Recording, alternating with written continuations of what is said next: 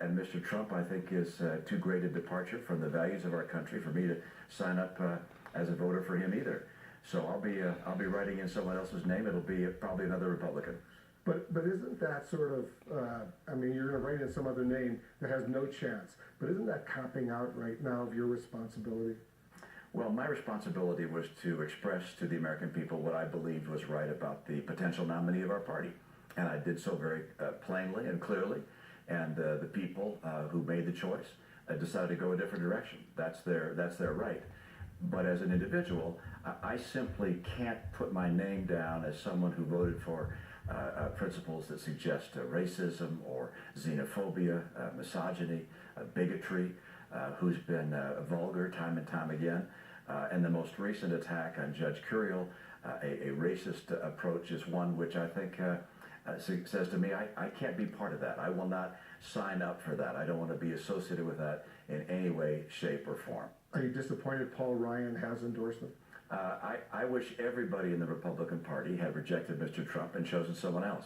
But my choice is different than that of the other people, and I'm certainly not going to argue with them about their choice. Their view is that Secretary Clinton would so dramatically change the nature of the Supreme Court that represents a threat to our future. I understand that perspective, but I find that compelling, but also the Donald Trump failure is also compelling. Should Paul Ryan take back that endorsement? Oh, look, I wish every Republican who supported Mr. Trump said, I made a mistake, let's go a different direction. But that's not going to happen. The people have spoken, and we're going to have Donald Trump as the Republican nominee. Because how can you square, would you say, racist comments, xenophobia, misogyny, all of these other things, how can you square that with then still going ahead and voting in favor of that candidate? Well, I can't, and that's why I have reached the decision I have.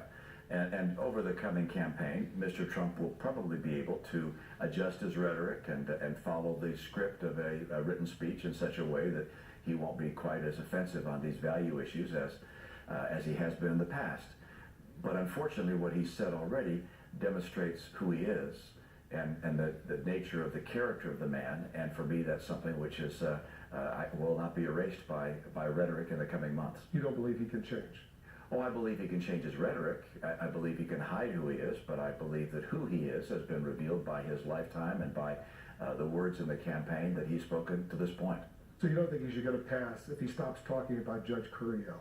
Well, everyone else can make their assessment, but he indicated what he believes in his heart about Mexicans and about race by the comments he made about Judge Curiel, and he may try and distance himself from that today.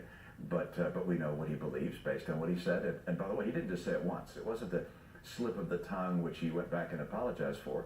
First of all, he's repeated it time and time again. And secondly, he's never apologized for it.